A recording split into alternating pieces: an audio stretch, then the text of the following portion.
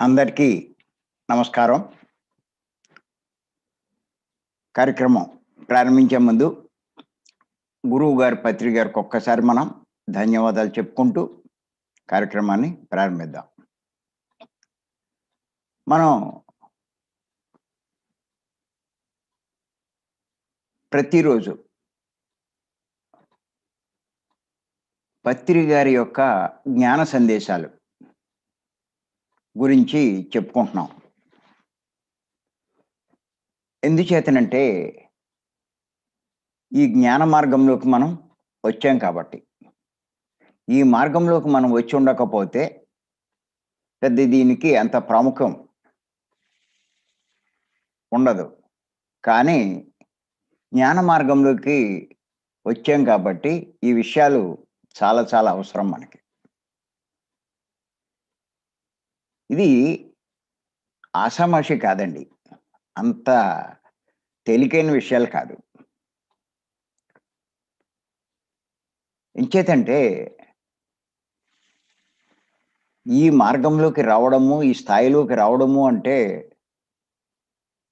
ఎంతో పూర్వజన్మ సుకృతం ఉండాలి. పత్రి గారు ఒక ఇంటర్వ్యూలో చెప్పడం చూశాను నేను. ఏమిటంటే, మీరు ఈ స్థాయిలో ఎలా ఉన్నారు ఏంటి అంటే, నేను ఇంతకుముందు జన్మల్లో ఎంతో ధ్యానం చేశాను, ఎంతో సాధన చేశాను. అంచేతే నేను ఇప్పుడు ఈ స్థాయిలో ఉన్నాను అని చెప్పన్నారు. అలాగే మనమందరం కూడా భౌతికంగా ఇప్పుడు ఏ ఏ రకంగా ఉన్నా, ఎక్కడెక్కడ ఉన్నా, ఎలాంటి కుటుంబంలో ఉన్నా, ఎలా జీవిస్తున్నా, గత జన్మల్లో మనం ఎంతో ధ్యాన సాధన చేసి వచ్చాం. ధ్యాన సాధన చేసి వచ్చాం కాబట్టే, ఇప్పుడు మనం ఈ ధ్యానంలోకి రాగలిగాం. ఈ ధ్యానం మీద మనకి ఆసక్తి కలిగింది. అందరికీ ఆసక్తి ఉండదు. ధ్యానం గురించి అందరికీ తెలుసు. ఎవరికి తెలీదు? కానీ దాని మీద మరి కొంతమందే ఆసక్తి చూపిస్తారు. మరి ఆ ఆసక్తి చూపించే వాళ్ళలో మనం కొంతమంది.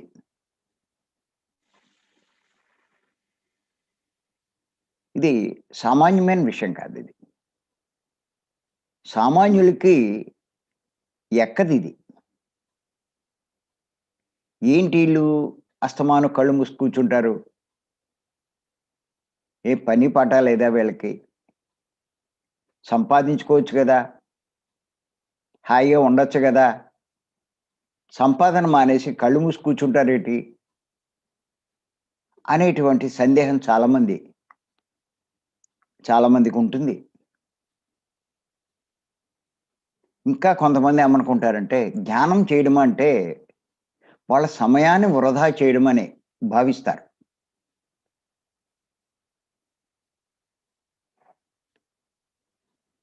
అలా కళ్ళు మూసి కూర్చొని ఏదో పని చేసుకుంటే, ఏదో సాధించొచ్చు, ఏదో సంపాదించొచ్చు, హాయిగా ఉండొచ్చు అని అనుకుంటారు. కానీ విచిత్రం ఏమిటి అంటే, వాళ్ళు ఎన్ని తిప్పలు పడినా, ఎంత సంపాదించినా చివరకు వాళ్ళు అనుకున్న హాయి ఉండదు. రకరకాలైనటువంటి కష్టాల్లో, సమస్యల్లో, దుఃఖంలో చిక్కుకుంటారు. భరించలేని పరిస్థితి ఉంటుంది. ఏమో అంటారు ఆఖరిలో, ఎంతో కష్టపడి ఇంత సంపాదించాను, నా జీవితం ఎలా అయిపోయిందంటారు. ఇలా ఏదో రకమైన కష్టం వచ్చేసరికి, ఈ ఎంత సాధించినా, ఎంత సంపాదించినా చివరికి దేనికోసం అంటారు? అంటే ఓ భర్త పోవచ్చు, భార్య పోవచ్చు, పిల్లలు పోవచ్చు. ఏమంటారు? ఇంకా వాళ్ళు లేని దానికి ఇయన్నీ ఉండి మటుకు ఏంటి ఉపయోగం? కోట్లున్నాయండి. అన్ని రకాలున్నాయి. పని వాళ్ళున్నారు, వీళ్ళున్నారు, వాళ్ళున్నారు. అన్ని సౌకర్యాలున్నాయి. దేనికి లోటు లేదు. కార్లున్నాయి, అన్నీ ఉన్నాయి. భర్త పోయాడు. ఇంట్లో ఒక్క ఆవిడే. భర్త లేని ఆ జీవితం ఎలా ఉంటుంది? అలాగే భార్య లేని జీవితం ఎలా ఉంటుంది? అలాగే ఉన్న ఒక్కగానొక్క ఆ పిల్లవాడు పోతే ఏమంటారు? ఎందుకు నేను సంపాదించడం, దేనికి నేను కష్టపడడం అంటారు. లేకపోతే దీర్ఘకాలిక రోగం వచ్చినట్లయితే మరి వాళ్ళ పరిస్థితి ఏంటి?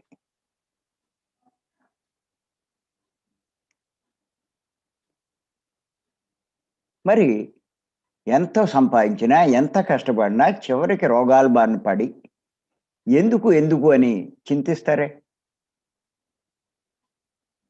మదన పడతారే, బాధపడతారే?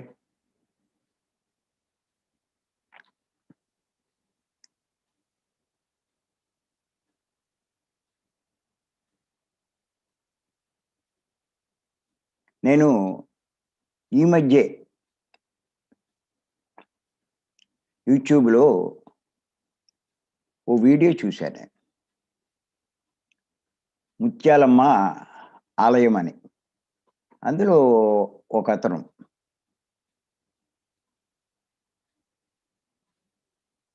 ఏం చేస్తున్నాడంటే, ఆ బాధలున్న వాళ్ళందరికీ రోగాలు తగ్గిస్తాను ముత్యాలమ్మ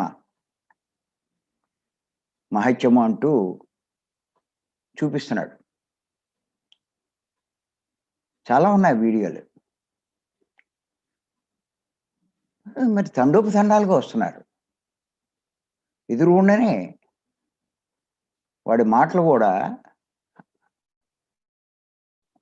మారిపోయి ఆ ముత్యాలమ్మ మాటల్లాగా మాట్లాడుతున్నాడు. కాలు నొప్పంటే కాలుని తొక్కుతూ ఉంటాడు, సరి చేస్తూ ఉంటాడు, మద్దనా చేస్తాడు.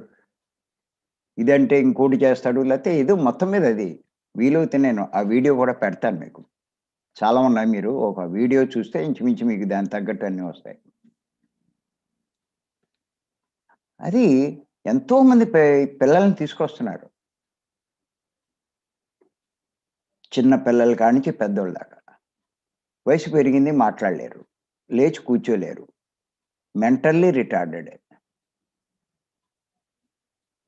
వాళ్ళు ఏమీ చేయలేరు, ఏం మాట్లాడలేరు,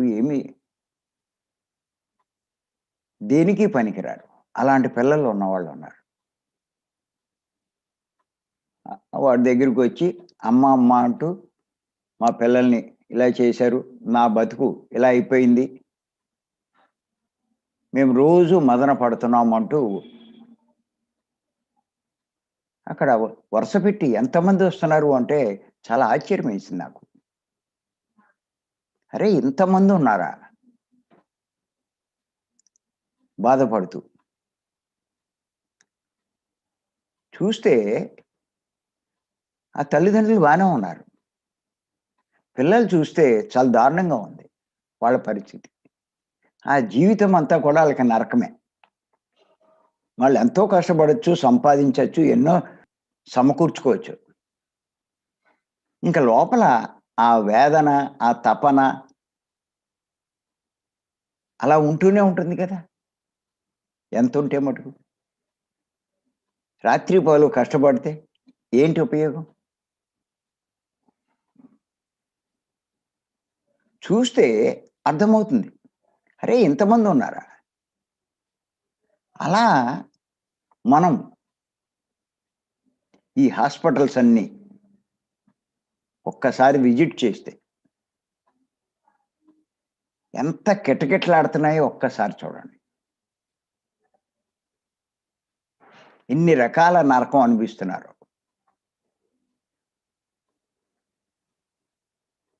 అగ్ని ప్రమాదాల్లో చిక్కుకున్న వాళ్ళు ఎంతోమంది కనిపిస్తారు ఆ వార్డులోకెళ్తే. ఈ యాక్సిడెంట్‌లో కాళ్ళు, ఇయ్యి అన్నీ ఇరగ్గొట్టుకున్న వాళ్ళు ఎంతోమంది కనిపిస్తూ ఉంటారు ఆ వార్డులో. ఎన్ని హాస్పిటల్స్. అరే! ఇంతమందున్నారా? పిల్లలు లేక బాధపడేవాళ్ళు. ఆళ్ళు ఎంతోమంది కిటకిటలాడుతూ ఉంటారు. ఇలా చూస్తే ఇన్ని రకాల రోగాలున్నాయా? ఇన్ని రకాలుగా బాధపడుతున్నారా? అని అర్థమవుతుంది.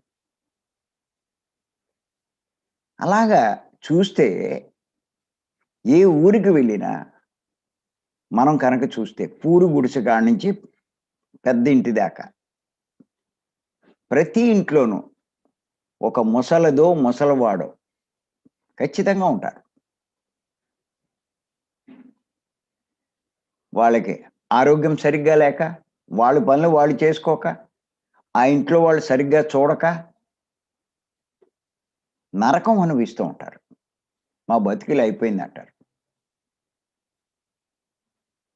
వాళ్ళ పనేంటి అంటే, చావు కోసం ఎదురు చూడడమే.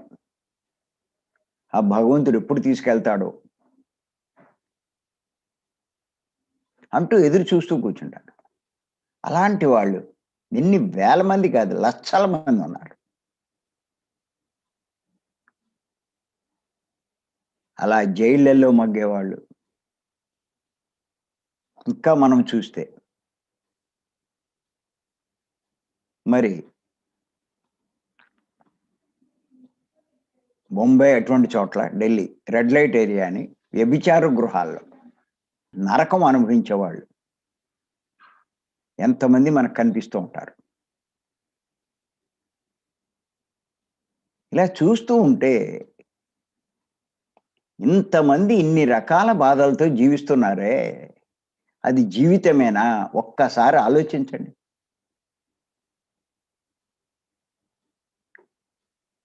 అదేం జీవితం? అదా జీవితం?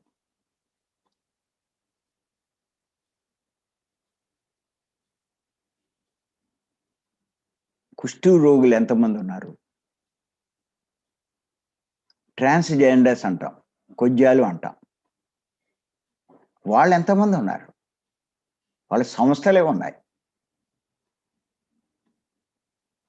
అలా అన్నీ బావున్నా కూడా చెప్తూ ఉంటారు. భార్య బాధితులు, భర్త బాధితులు చెప్పుకోలేక, భరించలేక మదన పడేవాళ్ళు. మరి చూస్తే పుట్టి గుడ్డి వాళ్ళు, మూగవాళ్ళు, చెవిటి వాళ్ళు, ఆ కాలేజీలు, ఆ స్కూల్స్ చూస్తూ ఉంటే తెలుస్తుంది మనకి. ఇలా కోటాను కోట్లు నిత్యము బాధపడుతున్నారు. ఎందుకు ఈ జీవితం? ఎందుకు ఈ జీవితం?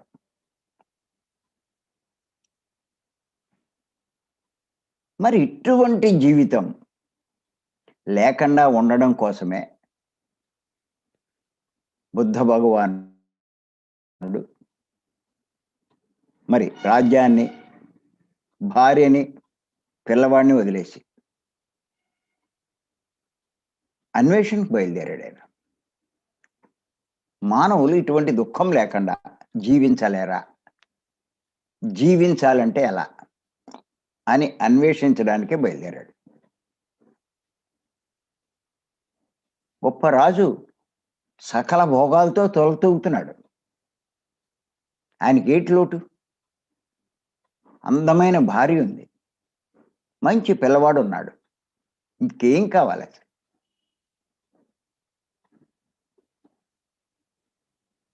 అసల ఆయనలాగా సన్యాసం స్వీకరిస్తాడనే భయంతోటే తండ్రి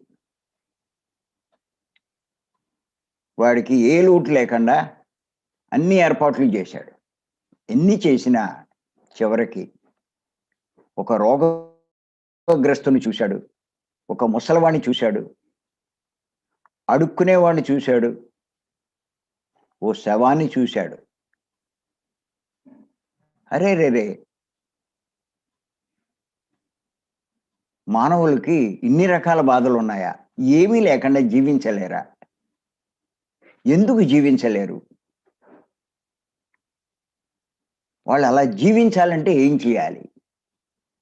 అది తెలుసుకోవాలనేటువంటి తపన ఆయనలో బయలుదేరింది. ఎవరినైతే వాడు చూడకూడదని ఆ రాజు తండ్రి తపన పడ్డాడో అవే చూశాడు బుద్ధుడు. ఇంకదే దృష్టి. ఈ దుఃఖం ఎవరికీ ఉండకూడదు. ఈ రకమైనటువంటి బాధ ఎవరికీ ఉండకూడదు.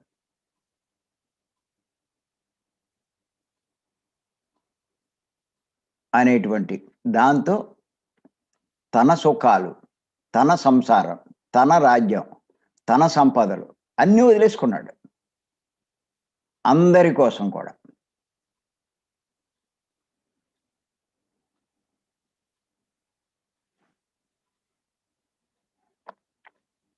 వెళ్ళాడు. ఎన్నో ఆశ్రమాలకు వెళ్ళాడు. ఎంతోమంది గురువులను పట్టుకున్నాడు. ఎన్నో రకాల సాధనలు నేర్చుకున్నాడు. ఎన్నో తెలుసుకున్నాడు. అయినా సరే ఆయనకి పరిష్కారం దొరకలేదు.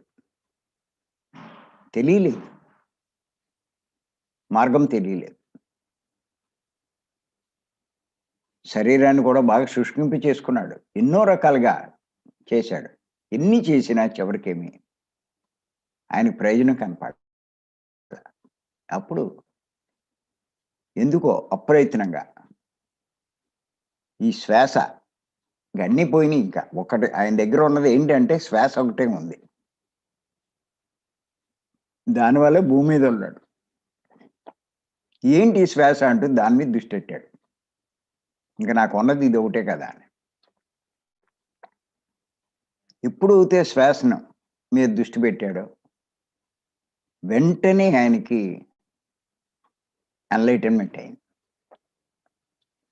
మొదటి జాములోనే ఎన్నో తెలుసుకోగలిగాడు. తన గత జన్మలన్నీ కూడా ఆయనకి తెలిసినాయి. రెండో జాములోకి వెళ్ళేసరికి అందరి గత జన్మలు తెలిసినాయి. మూడో జాములోకి వెళ్ళేసరికి మొత్తం సమస్తము సృష్టి గురించి అంతా అవగాహనకు వచ్చింది. తెలుసుకున్నాడు. ఇటువంటి దుఃఖంలోంచి మానవుడు బయటపడాలన్నా, అలాంటి జీవితం ఉండకుండా ఉండాలన్నా ఎవడైనా సరే శ్వాస మీద ధ్యాస ఉంచి ధ్యానం చేయాలి అన్నది ఆయన తెలుసుకున్నాడు. ఇదే పరిష్కారం అని చెప్పి ఆయన అర్థం చేసుకున్నాడు. దీని ద్వారానే అన్నీ ఏ ఏ నియమాలు అయితే అందరూ చెప్తారో అవన్నీ ఆచరించే స్థాయికి ప్రతి ఒక్కళ్ళు ఎదగలుగుతారు. ఆ రకంగా జీవించిన వాడికి ఏ దుఃఖము ఉండదు, ఏ సమస్య ఉండదు, ఏ బాధ ఉండదు. వాళ్ళు బుద్ధి వికసింప చేసుకోవడమే కాదు, బుద్ధుల్లాగా జ్ఞానాన్ని కూడా పొందుతారు. జ్ఞానవంతులు అవుతారు. ఆ జ్ఞానం ఉన్నవాళ్ళు వాళ్ళకి దుఃఖమే ఉండదు అని చెప్పి తెలుసుకున్నాడు. దాన్నే ముందు తన శిష్యులకు బోధించాడు. తర్వాత ప్రపంచమంతా బోధించాడు. అశాంతితో జీవిస్తున్న ప్రపంచానికి ఎప్పుడైతే ఈ శ్వాస మీద ధ్యాస ఈయన బోధించాడో మొత్తం ప్రపంచమంతా ఆయనకి పాదాక్రాంతమైంది. అందరూ బౌద్ధ మతంలోకి రావడం జరిగింది. ఈ ధ్యానం చేస్తున్నాడు. ఎంతో ఒక మార్పు బుద్ధుని జీవితంలో. హాయిగా ప్రశాంతంగా ఉండడం మొదలెట్టాడు.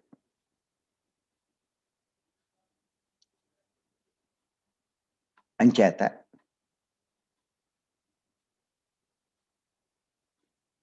చాలా మందికి అనిపించచ్చు, కళ్ళు మూసుకుని అలా కూర్చుంటే మన సమయాన్ని అంతా వృధా చేస్తున్నట్టు భావిస్తారు.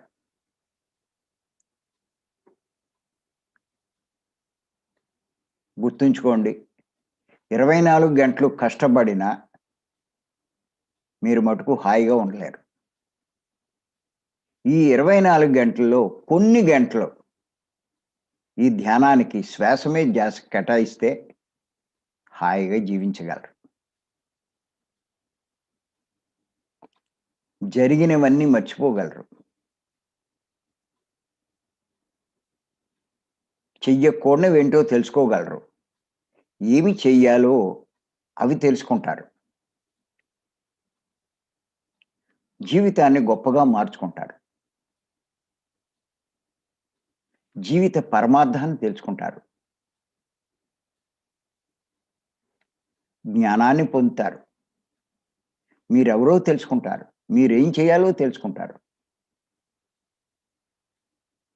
జీవితం అన్నది ధన సంపాదనకు,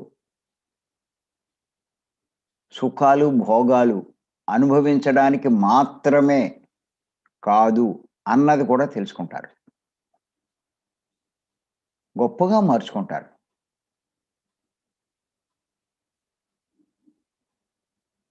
తనలో ఉన్నటువంటి లోపాలన్నిటినీ సరిచేసుకుంటారు. దీనివల్ల తాను ఇంత బాధలు, ఇన్ని దుఃఖాలు పడుతున్నారో అవన్నీ తెలుసుకోగలుగుతారు. వాటిని ఒక్కొక్కటి సరి చేసుకుంటారు. మొత్తం జీవితం యొక్క స్వరూపమే మారిపోతుంది. దుఃఖం లేని జీవితమే హాయిగా ఉన్న జీవితం. దుఃఖంతో ఉంటే ఎన్ని ఉన్నా ఆ హాయి అన్నది ఉండదు. చెప్తాడాడు, ఇన్ని ఉంటే మటుకు ఏంటి ఉపయోగం? ఇది ఒక్కటి లేకుండా ఉంటే బాగుండంటారు. ఆ రోగం లేకుండా, ఆ బాధ లేకుండా, ఆ సమస్య లేకుండా, ఆ ఇబ్బంది లేకుండా ఉంటే ఎంత హాయిగా ఉంటుందంటారు.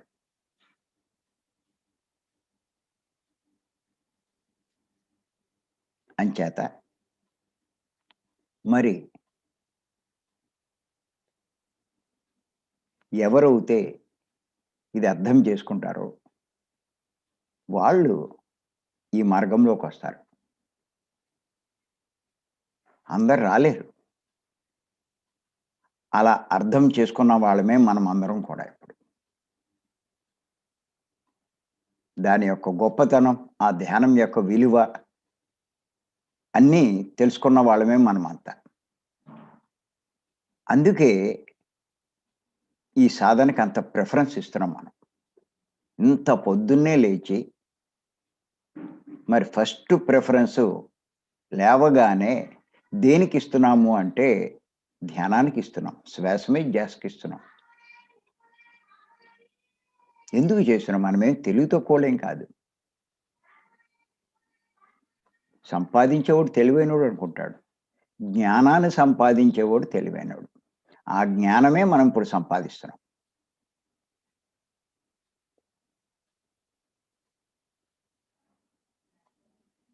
అసమస్య కాదిది.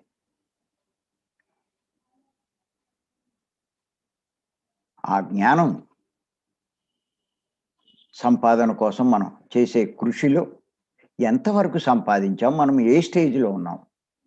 అని తెలుసుకోవడానికే రోజు మనం పత్రి గారు చెప్పినటువంటి సందేశాలు.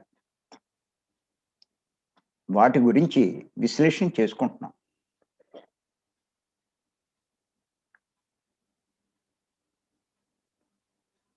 వాటి వల్ల మనం ఏ స్టేజ్‌లో ఉన్నాం? ఎక్కడున్నాం? ఎదుగుతున్నామా లేదా? లేతే అక్కడే ఉన్నామా? అన్నది మనం తెలుసుకోగలుగుతాం. మనలో లోపాలు సరిజేసుకుంటాం. మన కృషి ఇంకా పెంచుతాం. గుర్తుపెట్టుకోండి. ఇంత కష్టపడి మనం చేసే ధ్యానము కష్టాల్లోంచి బయటపడడానికే. ఊరికే తెలివి తక్కువోళ్ళం కాదు మనం. మన సమయాన్ని ఏమి వృధా చేయట్లా. దేనికోసం అందరూ తాపత్రయపడుతున్నారో అటువంటి జీవితం కోసమే మనం చేసే ఈ ప్రయత్నం అంతా. చేత మనం దేన్ని వృధా చేయట్లేదు. పూర్తిగా సద్వినియోగం చేస్తున్నాం. జీవితాన్నే సద్వినియోగం చేస్తున్నాం. జీవితమంతా కష్టపడి ఏం చేస్తున్నారు? హాయిగా ఉండడానికి, సుఖంగా ఉండడానికి, సంతోషంగా ఉండడానికి, ఆనందంగా ఉండడానికి. అదే కదా! అటువంటి శాశ్వతమైన స్థితి పొందడానికే ఇప్పుడు మనం చేసే ప్రయత్నం. జీవితం అంతా వాడు చేస్తున్నాడు కానీ, చివరికి పొందగలుగుతున్నాడంటే పొందలేకపోతున్నాడు. కానీ మనం చేసే ఈ కొద్దిపాటి ప్రయత్నంతో తేలిగ్గా మనం దాన్ని ఆ స్థితిని సాధించొచ్చు.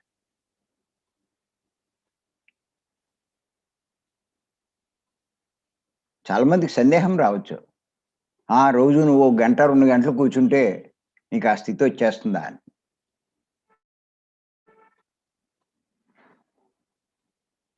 ఇలా గంట, 2 గంటలు మెల్లిగా మనం మొదలెడితే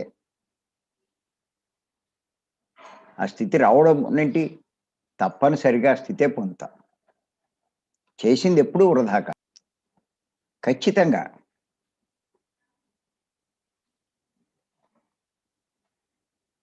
గతంలో జరిగినవన్నీ మర్చిపోగలుగుతున్నాం. ఎన్నో విషయాలు తెలుసుకోగలుగుతున్నాం. జీవితంలో ఎన్నో లోపాలు సరిజేసుకుంటున్నాం.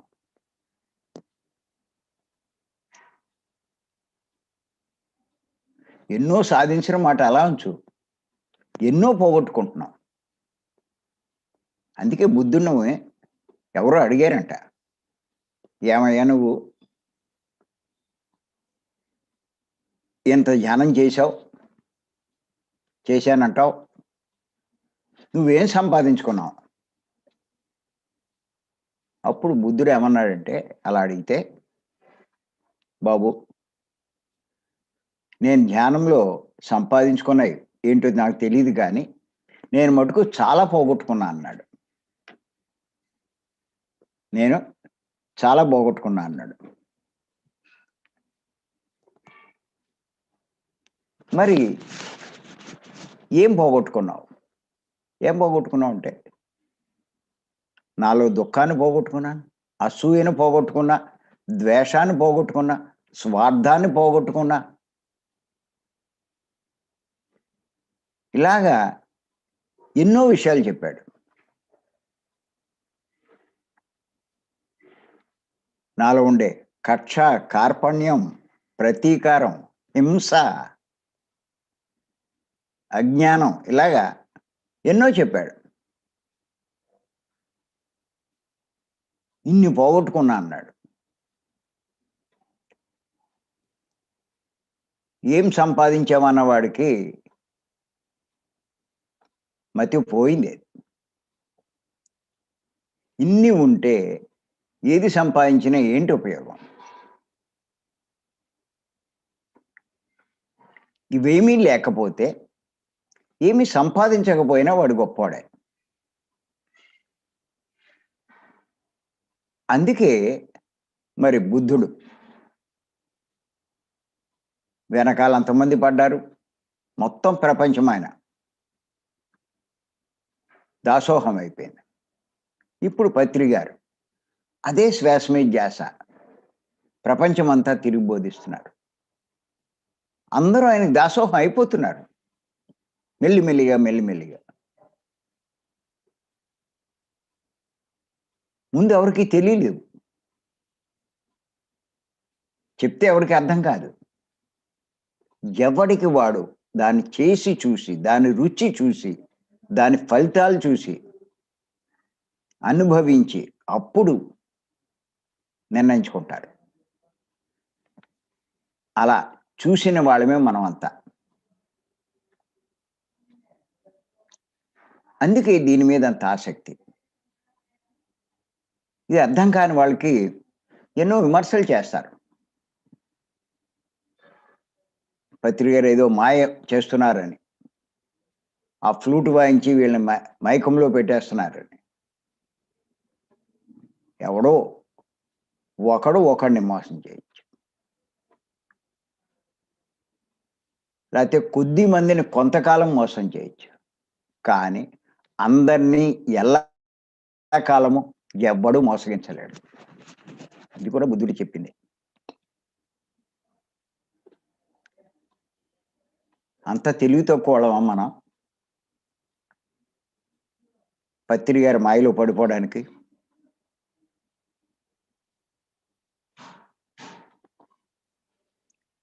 అంచేత ఇది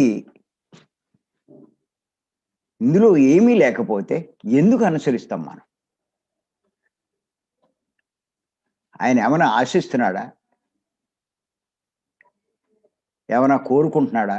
ఏమీ లేదే. నువ్వు లాభం పొందావు. నీ ద్వారా ఇంకా మిగతా వాళ్ళకి కొన్ని వేల మందికి ఈ మార్గాన్ని అందించు. దానికి నువ్వు చేయవలసింది చెయ్యి. నువ్వు ఏమి ఇవ్వదలుచుకుంటావో, నీకేది చేయాలనుకుంటావో, అందరూ ఇలాంటి జీవితం పొందడానికి కాస్త నువ్వు కృషి చెయ్యి. అదే ఆయన చెప్పేది. ఇంకంతకన్నా ఏమీ లేదు.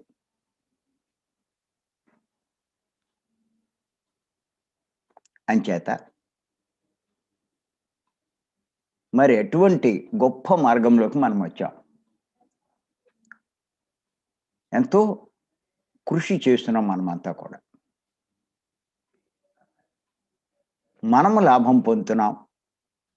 అందరికీ లాభం పొందే మరి ప్రయత్నం చేస్తున్నాం.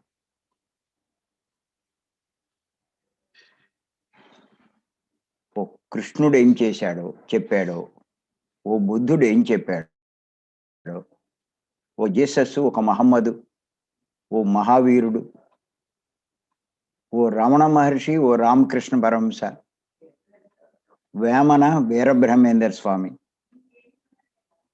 సత్య సాయిబాబా, షిర్డీ బాబా, ఇలాంటి వాళ్ళ యొక్క సందేశాల సారమే మనమంతా ఆచరించేది. వాళ్ళందరూ ఏ స్థాయికి ఎదిగారో ఆ స్థాయికి పొందడానికి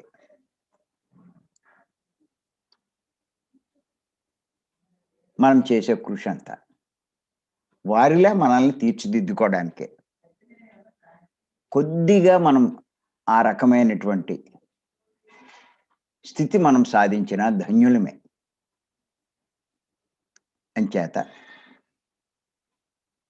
ఈ జన్మలో ఇప్పుడు మనం చేసే ప్రయత్నం ఏమవుతుంది? ఖచ్చితంగా ఈ శరీరం వదిలినా కూడా మనం గొప్ప లోకాలకి చేరుకోవడమే కాదు, తర్వాత భగవద్గీతలో చెప్పినట్లుగా మంచి ఉన్నతమైన జన్మలు తీసుకుంటాం. శ్రీమంతుల గృహాల్లో కానీ, లేకపోతే యోగుల గృహాల్లో కానీ జన్మ తీసుకుని మన తదనంతర సాధన పూర్తి చేసి ఒక బుద్ధుడిలా, ఓ రమణ మహర్షిలా, ఓ సాయిబాబాలా ఆ స్థాయికి మనం చేరుకోగలుగుతాం. అంచేత ఇదేమీ వృధా కాదు. ఇందులోకి రాకుండా నువ్వు ఎన్ని వందల జన్మలు ఎత్తినా ఆ జన్మలన్నీ వృధాయే. అక్కడ నువ్వు చేసింది ఏమీ లేదు, సాధించింది ఏమీ లేదు. ఇంకా నష్టం కలిగించే దుఃఖమే నీకు పెరిగేది తప్ప అంతకన్నా ఏమీ ప్రయోజనం లేదు. ఇంకా అద్దానమైన భవిష్యత్తు మనకి ఉంటుంది తప్ప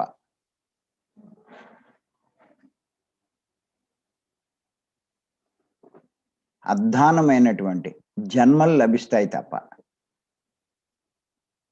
దానివల్ల ఇంకేం ప్రయోజనం లేదు. ఏదేదో చేశామనుకున్న వాళ్ళు ఏమిటి చేస్తారు? వీళ్ళు వేస్ట్ అంటారు. వీళ్ళు చేసే తప్పులతోటి, పాపాలతోటి, చెయ్యకూడని పనులతో వీళ్ళు ఏమి సంపాదిస్తే అది సంపాదన. తినకూడని తిండి తింటూ శాకాహారం తినే మానవుడు జీవుల్ని చంపి మాంసాహారం తింటే అది వాడు జీవితాన్ని సద్వినియోగం చేసినట్ట, టైము సద్వినియోగం చేసినట్ట, వాడి భవిష్యత్తును నాశనం చేసుకుంటున్నట్టు మనల్ని ఆక్షేపిస్తారు. ఎందుకు అలా అస్తమానం కళ్ళు మూసుకుని జీవితాన్ని వేస్ట్ చేస్తారేంటంటారు. జీవితాన్ని వాళ్ళు వేస్ట్ చేస్తున్నారా, మనం వేస్ట్ చేస్తున్నాం? వాళ్ళకి అర్థం కావట్లా. వాళ్ళు ఏం చేస్తున్నారో అన్నది. ఎంత నాశనం చేసుకుంటున్నారో. ఏంటో పొద్దునుంచి సాయంకాలం దాకా కష్టపడి నాశనం చేసుకుంటున్నారు. మనం పొద్దునుంచి సాయంకాలం దాకా కష్టపడట్లేదు. కొంత సమయాన్ని ఈ ధ్యానానికి కేటాయించి మన జీవితాన్ని తీర్చిదిద్దుకుంటున్నాం. దుఃఖరహితంగా మార్చుకుంటున్నాం. ఇంతకుముందు ఎలా ఉండేది? ఇప్పుడు మనం ఎలా ఉన్నాము? అన్నది మనకు తెలీదా? ఒకడు మనకి చెప్పాలా?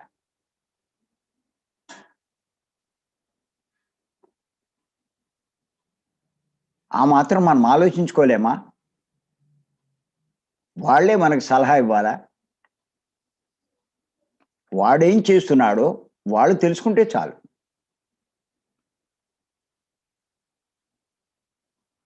అంచేత ఇయన్నీ ప్రతి ఒక్కళ్ళు అర్థం చేసుకోవాలి. మనము పూర్తిగా సద్వినియోగం చేసుకుంటున్నాం మన సమయాన్ని. సాధన చేస్తున్నాం. మన సమయాన్ని వృధా చేయట్లేదు. మన ధనాన్ని వృధా చేయట్లేదు. మన వాక్కును వృధా చేయట్లేదు. మన శక్తిని వృధా చేయట్లేదు. మన జీవితాన్ని వృధా చేయట్లేదు. అన్నిటినీ పూర్తిగా సద్వినియోగం చేసుకుంటున్నాం.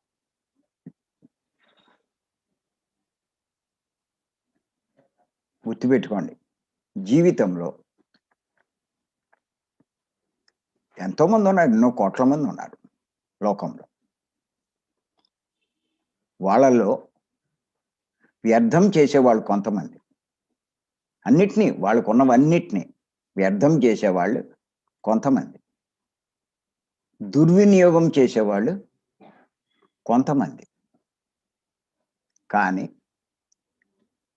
సద్వినియోగం చేసుకునేవాళ్ళు ఎవరు అంటే, ఎవరైతే ఈ ధ్యాన మార్గంలోకి, పత్రిజీ చెప్పినటువంటి ఈ ధ్యాన మార్గంలోకి రాగలుగుతారో వాళ్ళే వాళ్ళకున్నవన్నీ పూర్తిగా సద్వినియోగం చేసుకున్న వాళ్ళవుతారు. అందుకోసమే ఈ క్లాసులన్నీ. ఊరికే కాదు. ఆ విషయాలన్నీ తెలుసుకోవడానికే. అంచేత నిజంగా కూడా మనమంతా చాలా చాలా అదృష్టవంతులం.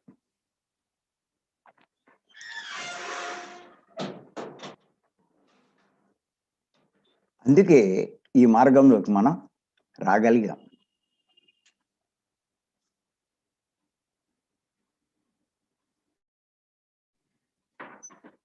అంచేతేంటి అంటే వచ్చి కష్టపడుతున్నాం. కృషి చేస్తున్నాం.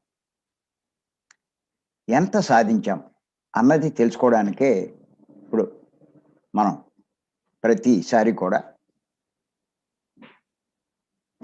తెలుసుకుంటున్నాం. పత్రి గారి సందేశాల్లోంచి మనం తెలుసుకుంటున్నాం. ఇంతకుముందు కూడా చెప్పుకున్నాం. ఈ మార్గంలోకి వచ్చిన వాళ్ళు యొక్క ప్రవర్తన ఎలా ఉంటే మనం సద్వినియోగం చేసుకుంటాం అన్నది తెలుసుకున్నాం. ఈరోజు ఇంకొక విషయం మీద తెలుసుకుందాం మనం. పత్రి గారు చెప్పినటువంటి విషయం ఏంటంటే, ఆత్మజ్ఞాని ఆత్మను చూస్తాడు.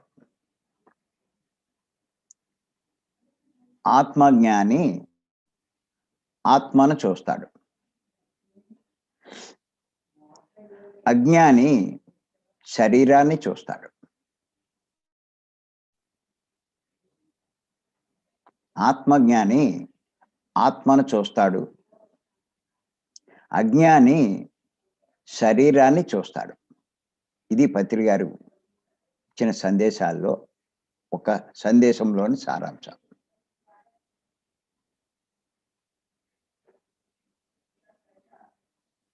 అంటే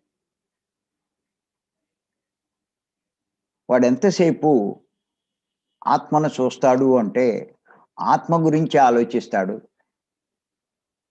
ఆత్మకే ప్రాముఖ్యమిస్తాడు. ఆత్మ లాభాల కోసమే కృషి చేస్తాడు. ఆత్మ జ్ఞానం కోసమే వాడు తపన పడతాడు. ఆత్మ ఉన్నతికే వాడు ఎంతో కృషి చేస్తాడు. ఆత్మ లబ్ధికే వాడు తన శ్రమంతా ఉపయోగిస్తాడు. అంచేత ఆత్మజ్ఞాని ఆత్మకే అన్ని రకాలుగా ప్రాముఖ్యమిస్తాడు. చివరకు ఆత్మను తెలుసుకుంటాడు. ఆత్మ సాక్షాత్కారాన్ని పొందుతాడు. అన్ని రకాల లాభాలు పొందుతాడు. ఆత్మజ్ఞాని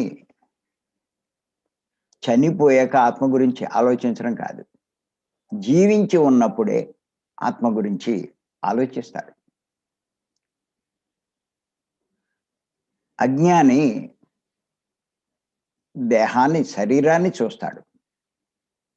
శారీరక లాభాలు, శారీరక ఆరోగ్యం, శారీరక ఆనందం, శారీరక అందం, శారీరక సౌష్ఠవం, వీటి గురించే తాపత్రయపడతాడు. శారీరక సుఖం, వాటి కోసం కావలసినవన్నీ చేస్తాడు. ఈ శారీరక పరంగా కావలసినవన్నీ ధనంతో వస్తాయి కాబట్టి పొద్దున్నుంచి సాయంకాలం దాకా వాడికి ఉన్నవన్నీ వనరులు, శక్తులు అన్నీ ఆ ధన సంపాదనకే వినియోగిస్తాడు. అదే గొప్ప పని అనుకుంటాడు, అదే సరైన పని అనుకుంటాడు, దానికోసమే జీవితం అనుకుంటాడు, అదే చేయిందని అనుకుంటాడు. అది లేకపోతే ఎలాగా అంటాడు. కానీ ఆత్మజ్ఞాని ఆత్మకు ప్రాముఖ్యం ఇచ్చినవాడు. తనకి కావలసింది అన్నీ, ఆత్మకు లాభించేవన్నీ కావాలి అంటే జ్ఞానం కావాలి అన్నది తెలుసుకుంటాడు. ఆ జ్ఞాన సంపాదనకు, జ్ఞానం కోసమే అన్ని తన శక్తియుక్తులు అన్నీ దానికి కేటాయిస్తాడు, వినియోగిస్తాడు. చూస్తే ఇక్కడ పూర్తిగా భిన్నంగా కనిపిస్తుంది. అజ్ఞాని యొక్క ప్రవర్తన, జ్ఞాని యొక్క ప్రవర్తన పూర్తి భిన్నంగా ఉంటుంది. వారి యొక్క జీవితాలు, వీళ్ళ యొక్క జీవితాలు చూస్తే రివర్స్లో ఉంటాయి.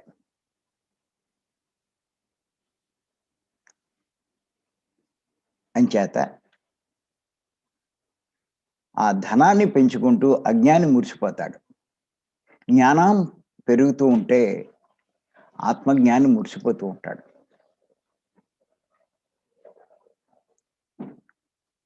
వాడు గ్రహించలేడు. ఆ ధనము కూడా రాదు, అది శాశ్వతం కాదు అన్నది.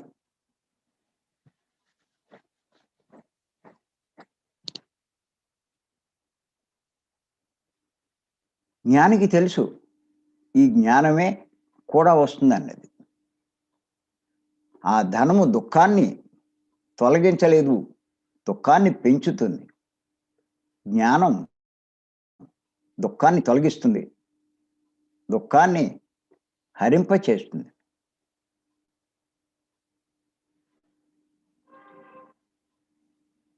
అంచేత మరి ఈ శరీరాన్ని చూసేవాళ్ళు, ఆత్మని చూసేవాళ్ళు లోకంలో అందరూ శరీరాన్నే చూస్తున్నారు. ఆత్మని చూసేవాళ్ళు చాలా తక్కువ. అలాంటి వాళ్ళల్లో మనం. అందుకే చెప్తూ ఉంటారు, చెట్టుకి ఎన్నో పూలు పూస్తాయి, అన్నీ నిలబడవు, ఎన్నో రాలిపోతాయి, కొన్నే పిందులుగా అవుతాయి. అందులోనూ అన్నీ ఉండవు. కొన్నే కాయలుగా అవుతాయి. అన్నీ పండవు. కొన్నే పండుతాయి. ఎంతోమంది జ్ఞానం కోసం చూస్తారు. మధ్యలోనే జారిపోతారు. కొంతమంది మార్గంలోకి రావచ్చు. కానీ వాళ్ళకి అర్థం కాదు. వాళ్ళు దారి మళ్ళిపోతారు. అదేగా ఇప్పుడు మనం చూస్తున్నాం. వచ్చారు పాపం. చాలామంది వచ్చారు ఈ జ్ఞానంలోకి. కానీ గైడింగ్ అంటూ, అదంటూ ఆ ఆకర్షణకు లోనయ్యి అందులో పోతున్నారు. జ్ఞాన మార్గంలోకి రావట్లా. అలా కొద్దిమందే వస్తారు. అలా వచ్చిన వాళ్ళమే మనమంతా కూడా. కాబోయే పళ్ళమే మనమంతా. వాళ్ళు వస్తారు. ఈ జన్మ కాతే ఇంకో జన్మ, తర్వాత జన్మ వస్తారు. కానీ మన లక్ష్యానికి అతి దగ్గరలో ఉన్న వాళ్ళమే మనమంతా. ప్రతిరోజు మనం ఎంత శ్రద్ధగా ఇయన్నీ మనం నోట్ చేసుకుంటున్నామో, తెలుసుకుంటున్నామో, సాధన చేస్తున్నామో, పుస్తకాలు చదువుతున్నామో, మన జీవితాన్ని వృధా చేయకుండా, మన సమయాన్ని, మన శక్తిని, మన వాక్కుల్ని దేన్ని వృధా చేయకుండా దీని మీదే పెట్టాము అంటే ఎంత అదృష్టమండి. ఎన్ని జన్మలకో వచ్చే భాగ్యమే ఇదంతా.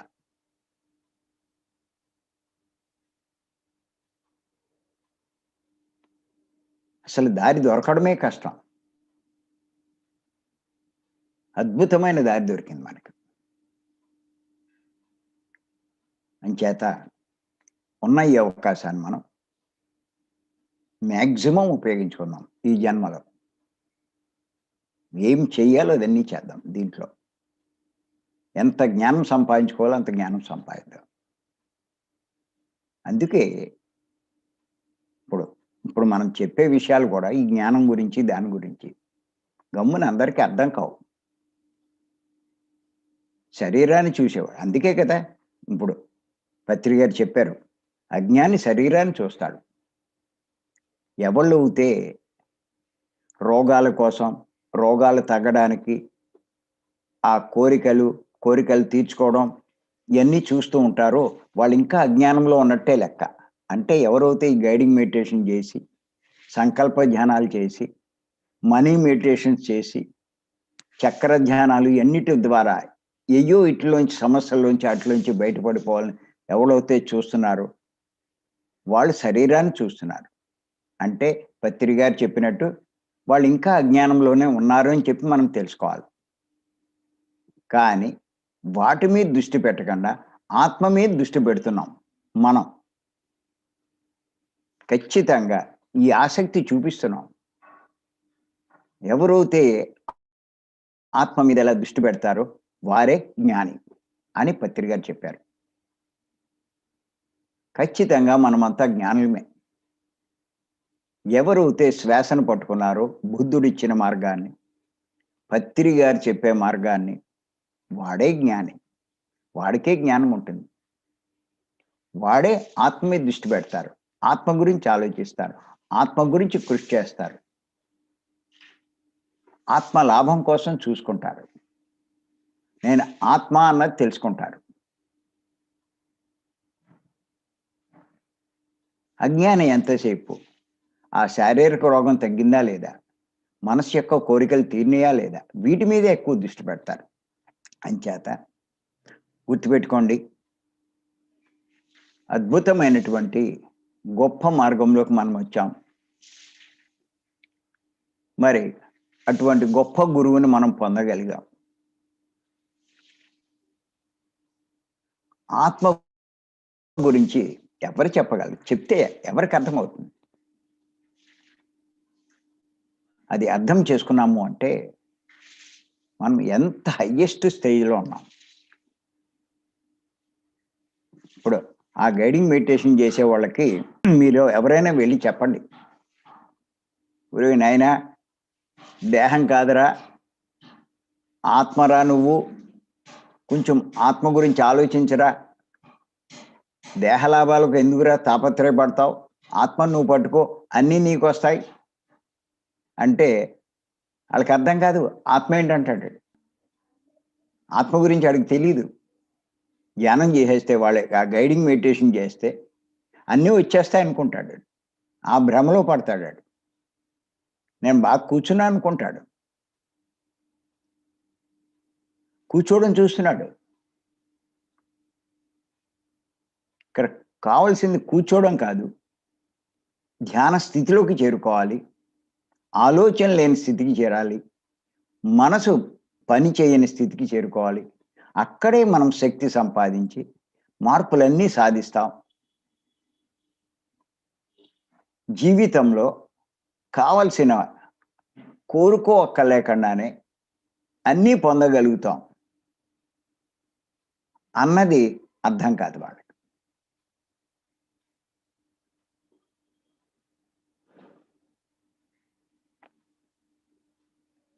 అంచేత ఏదో అడిగితేనే మనకి ఆ లాభం అనుకుంటారు. కోరుకుంటేనే, ఎవరినో చేస్తేనే. అక్కడికి పత్రి గారు చెప్తూ ఉంటారు. నువ్వు ఎవరినైతే కోరుకుంటున్నావో ఆయనే నువ్వు అంటారు. దేవుడా దేవుడా అని దేవుళ్ళాడేవాడే దేవుడు అంటాడు ఆయన. దేవుడే దేవుడా దేవుడా అంటే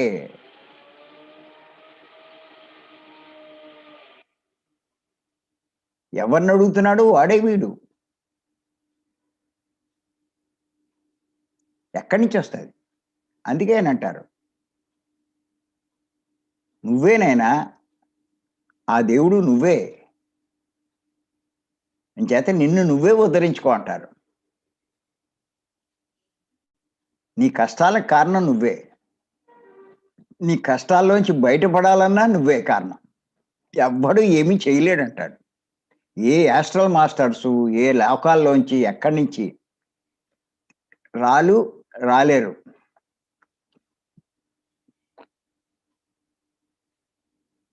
అది నీ వల్లే సాధ్యం.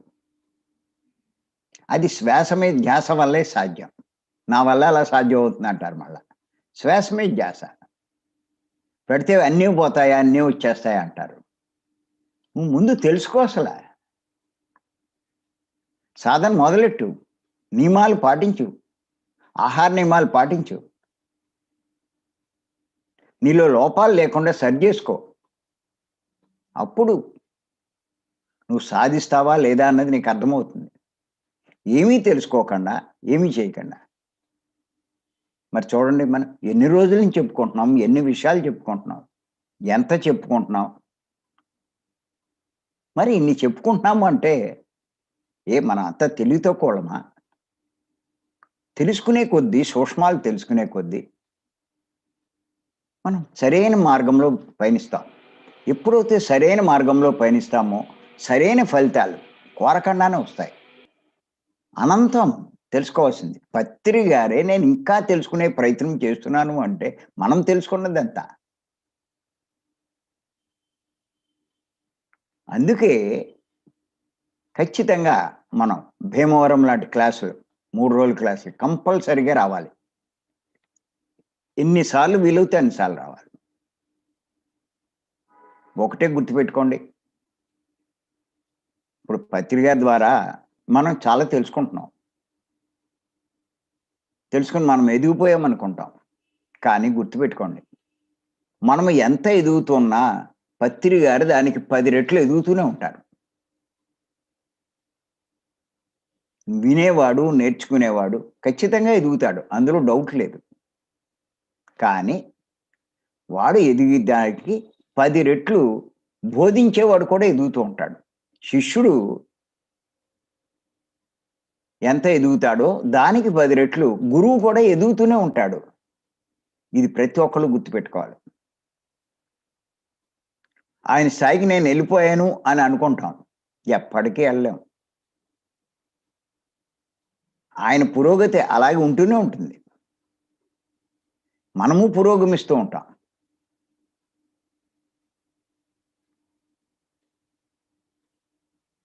అంచేత ఎంత తెలుసుకున్నా, ఎంత నేర్చుకున్నా ఇంకా ఉంటూనే ఉంటుంది. దీనికి అనంతం. ఇంచేత ఒక్కసారి భీమవరం క్లాస్ సరిపోదు. ఎన్ని సార్లైనా రండి. మీ జ్ఞానాన్ని వృద్ధి చేసుకోండి. పదును పెట్టుకోండి. అది. ఇంచేత మరి పత్రి గారు ఇచ్చినటువంటి అద్భుతమైన సందేశం ఈరోజు మరొక్కసారి గుర్తు చేస్తున్నా. ఆత్మజ్ఞాని ఆత్మను చూస్తాడు. అజ్ఞాని శరీరాన్ని చూస్తాడు. ఇప్పుడు మీరు శరీరానికి ప్రాముఖ్యం ఇస్తూ ఉంటే మీరు అజ్ఞానంలో ఉన్నట్టే. ఆత్మకు ప్రాముఖ్యం ఇస్తూ ఉంటే మీరు జ్ఞానం పొందుతున్నట్టే. అంచేత ఏ శాతం మీరు దీనికి ప్రాముఖ్యం ఇస్తున్నారో ఆ శాతం జ్ఞానం పొందినట్టే. ఆత్మకి మీరు ఒక 50% ప్రాముఖ్యం ఇస్తే మీరు 50% జ్ఞానవంతులైనట్టే. 80% ప్రాముఖ్యం ఇస్తే 80% జ్ఞానవంతులైనట్టే. 10% ఆత్మకు మీరు ప్రాముఖ్యం ఇస్తే మీరు 10% జ్ఞానవంతులైనట్టు. అసలు ఏమి ఇవ్వకపోతే మీరు పూర్తిగా అజ్ఞానంలో ఉన్నట్టే. ఇది మీరు బాగా గుర్తుపెట్టుకోండి. అంచేత మరి ఈ అవకాశం ఇచ్చిన మీ అందరికీ నేను మరొక్కసారి ధన్యవాదాలు చెప్తూ ఈరోజు మనం ముగించుకుందాం. నెక్స్ట్ మళ్ళా కొన్ని విషయాలు తెలుసుకుందాం. Thank you. Thank you.